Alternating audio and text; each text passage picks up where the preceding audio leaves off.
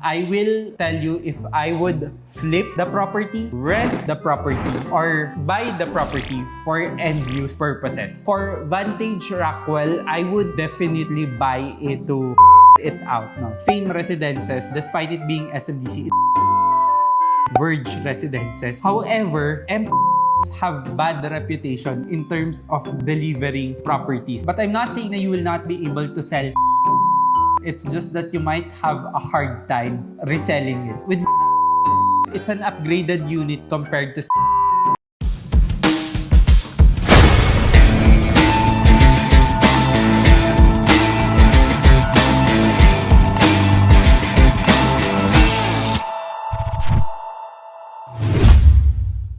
Hello Realpros! Welcome back to my YouTube channel. This is Richard C, your real property expert. And for today's vlog, I know you are excited because finally, I am reacting to your comments.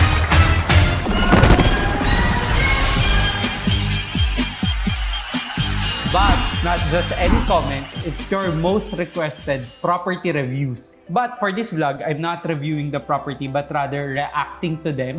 And to standardize it, I will be commenting about the property and giving my opinion, not as detailed as the property review, but I will tell you if I would flip the property, rent the property, or buy the property for end-use purposes. So it's flip, rent, or end-use. So ready, Realpros? Let the judgment begin. So before I start, I'd like to give my disclaimer. This is only based on my opinion. Me as a buyer, me as an investor. Now, it doesn't necessarily mean na ito rin yung opinion ng karamihan. Okay, so first property, we have Vantage by Rockwell in Capitolio. So this property here, it's an alternative property to your expensive Capital Commons, but it's a little bit more high-end naman than your other properties compared to the DMCI properties around Capitolio, which happens to be Brixton and Fairlane. So there is a premium because the name Rockwell is attached to it, which helps a lot within the development of the property. But I guess with regards to this property, it's inside Barangay Capitolio. It's more of a residential feel rather than a commercial area. But of course, once you use the footbridge and you cross the other side of the property, you are now in the Capital Commons district. So for Vantage Rockwell, I would definitely buy it to rent it out. No? So for Vantage at Capitolio, it's rent for me. I won't say I would be able to flip the property easily kasi medyo premium na yung price ng property. So once I flip the property, it's almost the same price as Capital Commons if I want to earn from it. So might as well buy in Capital Commons in my opinion. So I would buy the property as for rental purposes talaga. Of course, I'm not expecting the highest yield. But I guess it's a good property. All Rockwell properties are actually good. You can see that in their other properties outside the Rockwell area, such as the Grove. It's really doing well. So I guess Vantage in Capitolio would eventually pick up. Okay, next. Empire is in Kasara. So this is one of the most commented properties from the comments. I think I have 4 or 5 requests for this one. Now, for Empire is Kasara, the selling point is their amenities. However, Empire East have bad reputation in terms of delivering properties. If you could remember the issue in Pioneer Woodlands, kung saan I think 6 years na hindi pa na-turn over yung swimming pool or yung pinangako nilang amenities. Now, the same developer is actually marketing a property that features the best amenities. So my only issue here is the developer has previous records or reputation with regards to delivering yung amenities nila. However, of course, the company had improved a lot. Ang point ko lang dito, before you bash me, if I would buy the property, ang point ko lang dito is facilities or amenities is not the strength of this developer. And yet, they're marketing the facilities for this development. The location of the property could be traffic at times as well. Pre-pandemic, sobrang traffic talaga dun sa location. It's not directly affected by the C5 growth area because nasa other side yung C5 growth corridor eh. Though, banda din dun siya. So I guess for this property, I would use it as end use. I really think that the property is an end use property. It's good to buy the property kung gagamitin mo. Not very far from the business district. Medyo traffic lang. If you wanna live in a property na merong maraming amenities, merong maraming open spaces, I think this is one good alternative if you don't want to invest in a DMCI property. Okay, next requested property is Avida Cloverleaf. So for Avida Cloverleaf, it's actually the entry point of Metro Manila when you're coming from the north. Therefore, it caters to the market like the Bulacan and the Pampanga, like if they go to Manila or if they work in Manila. Ayan, pwede yung market na yan for them. For Avida Cloverleaf, I am counting on the developer, which happens to be Ayala as well. No? Ayala could technically transform anything. If you will look at it, I think Cloverleaf was near the Balintawak market before. Now it's becoming an estate development. There will be Alveo as well. Recently, Alveo has launched the property in Cloverleaf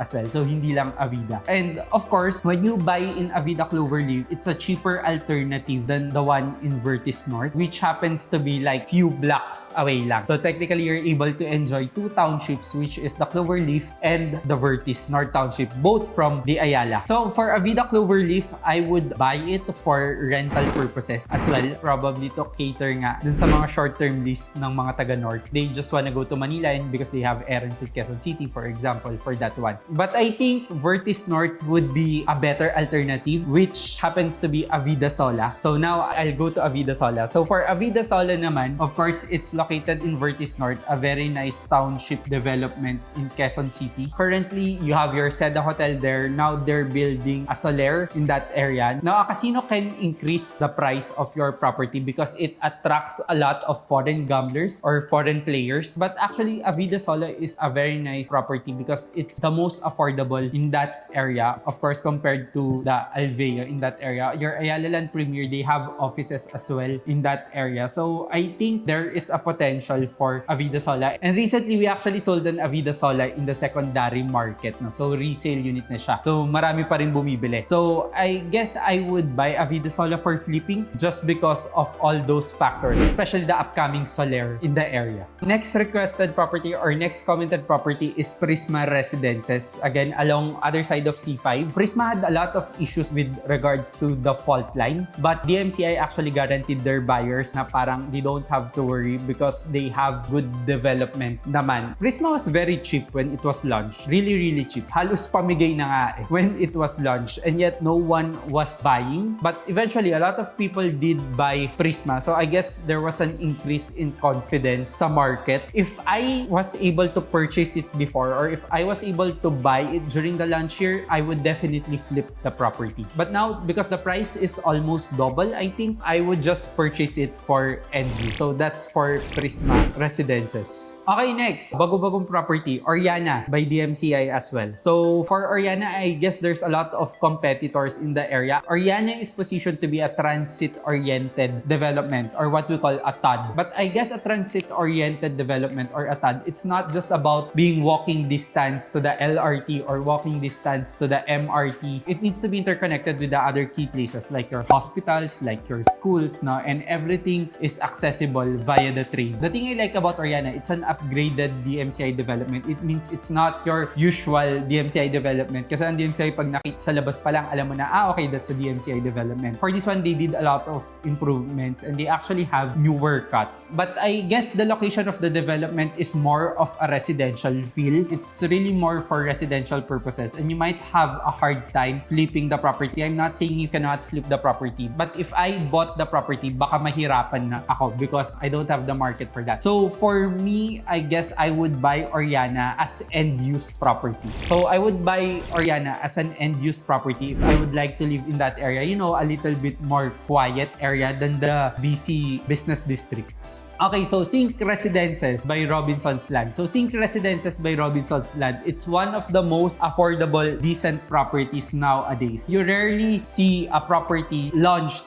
in 2021 na less than 10,000 pesos per month lang to 15,000 pesos. So Sync is really in a good position in terms of the price points. There is a lot of potential just because it's in the middle of two cities, which happens to be Pasig and Bonifacio Global City. So the market for Sync could be the people who cannot afford to rent in Bonifacio Global City but works in Bonifacio Global City but does not want to live in Ortigas because nalalayuan or nahihirapan sa commute. Sync is the market for that. With regards to buying a property in Sync, it needs to be very strategic. It means you have to buy the right units. If there is a unit that would be easy to flip to the market, I would definitely buy Sync for flipping purposes. Because of its low cash out and low monthly payment, I can really leverage on this one. So I would definitely have a good cash on cash returns. Next property, Sands Residences by SMDC, one of the most requested as well. For Sands Residences, it's a very expensive unit. I find it really expensive. There is a strong potential for some of the units, but not all the units. The same with Sync, you really have to be strategic when it comes to choosing your unit because that's the only way you'll be able to flip it. But then again, for Sands Residences, don't get me wrong, it's really a nice property, but I would not buy it for flipping, but for rental purposes. But I'm not saying that you will not be able to sell Sands Residences. It's just that you might have a hard time reselling it. Ano yan eh, it depends on the economic factors or it depends on our current situations. Whether babalik pa yung Chinese pogos or babalik yung mga ibang foreign investors sa area. So our next property development, as per your request, is ICE Residential Offices. So for ICE Residential Offices by SMDC, it's quite unique for the SMDC group but not unique with other developments. Matagal na yung small office, home office concept or a SOHO concept, no? So for ICE Residential Offices, it caters to the work from home market or it caters to the small businesses. You actually now have the option whether to use your unit as a residential unit or to use your unit as an office area. The concept is good. Even like the amenities, talagang pinag-isipan nila for the working people. Their relaxation area once you're stressed from work. However, I think these types of concept, it would be good if the property location is in Makati or it's in Bonifacio Global City. I'm not very sure if it's in Pasay because the Pasay office market would always need bigger cuts of units. A lot of companies in Pasay would have a lot of workforce requiring them to have bigger units talaga. So I think a 24 or 25 square meter office space is not the market for the Pasay area. But in Makati, there's a lot of people who's working from home. There's a lot of startup businesses who needs that type of office. For ICE Residential Offices, because it's expensive as well, I guess I would buy it for end use and use it as my own home office, or if I have a small startup business, I could have my office there. I'm not sure if you're able to rent it out as much as real offices. However, remember that a lot of Fogos company right now are working from home. They're actually renting the residential condominium units as offices. So it can be a market as well. But without counting on the Chinese Pogos, I really think I would buy the condo for end-use purposes. Now, Mint Residences. I have commented on Mint Residences before, but I'd like to comment on it again. Recently, a lot of people are backing out from their Mint Residences investment. So I'm getting a lot of messages na they're not pushing through with Mint. They have doubts when it comes to Mint Residences in Makati. If you're a buyer of Mint Residences, I suggest do not panic or do not terminate your investment because again, the performance of SMDC properties are based on their market sentiments. If you really want the price to increase, you have to create a demand for it. The more people backing out, the more the property will not increase or the more the property would not move. So I guess for Mint Residences, I would buy it for end-use purposes. It's in a good location. It's not in the central business district. However, it's accessible to two cities, which happens to be Pasay and Makati. Rental is okay, but there's a lot of competition in the area. So you might want to be strategic when it comes to investing in the interior design of your unit just so it would be more marketable.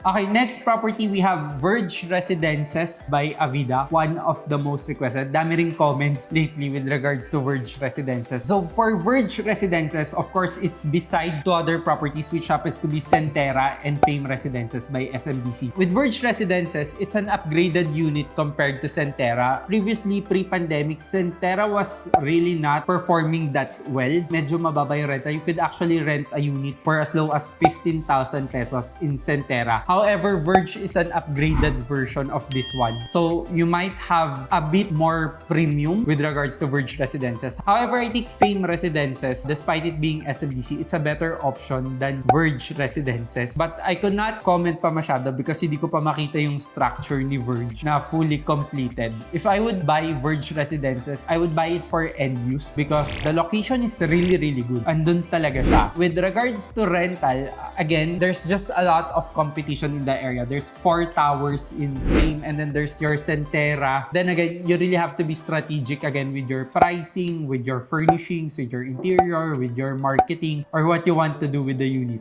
I've always believed in the potential of the area. So I guess long-term, Verge would eventually have a capital appreciation. But it's not for a quick flip property. So for now, I would use Verge as an end use. A lot of offices would continue to develop in the area. I would use it for rental purposes. Okay, now we have Sapphire Bloc by Robinson's Land. The first tower of Sapphire Bloc was launched 10 years ago. Medyo may disparity between the prices of the first tower and the fourth tower. Yet, a lot of people are still selling their properties right now in Sapphire Bloc. A lot of people are still not able to liquidate their properties if they want to flip the property. So, definitely not for flipping, but it's a really good property for rental. Now, there's a lot of offices in the Ortigas area. There's a lot of market, which happens to be Yapis. Yun ang main market ni Sapphire Bloc. No? So, there's a lot of market working in that area. There is a strong potential. If it's not pandemic, it's quite easy to have your unit rented out in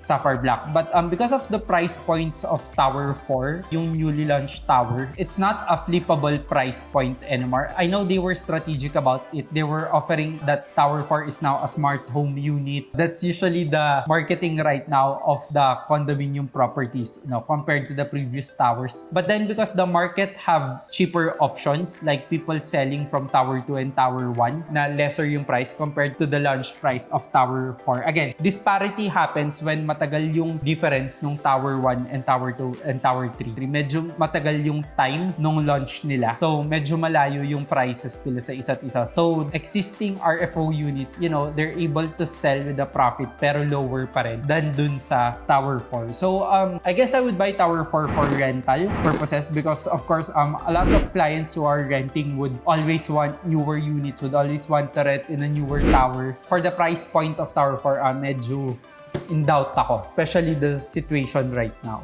So our last property for this vlog is Lush Residences. So Lush Residences is located in Makati near Air Residences, near the Rise as well, few walks lang. Now, Lush Residences is marketed as a green property. Now, there's a lot of greeneries, there's a lot of nature, despite being in Makati. But it's still your typical SMDC property. The formula is the same. So the launch price of Lush Residences, it's a lot more expensive than the launch price of Air Residences. But you can actually call this property Air 2. Hindi lang nila ginawa. For Lush Residences, I think the same as Air Residences, it would be a good property to rent it out. Any property in Makati would be a good property to have it for rent. Just because of the price points, I don't see the property for flipping. Unlike if nakuha mo yung Air Residences, early years niya, you really made money from capital appreciation. So I guess for now, if I would buy Lush Residences, I would have it rented out. So okay, Realpros, that's my opinion about your properties. You asked for my comment, I gave you my comment. I hope no hard feelings. Please go easy on me on the comments. But let me know what you think. Let me know if you agree or disagree with me. All comments are welcome. At the end of the day, we don't know what will happen to the property. We don't know the directions of the property. These are just smart analysis. So Realpros, if you have any more properties that you would want me to react to, please comment it down below. Don't forget to give me a big thumbs up. Don't forget to subscribe so you will be notified for videos just like this. And of course, don't forget to connect with me on social media. Again, this is Richard C, your real property expert, and I'll see you real soon.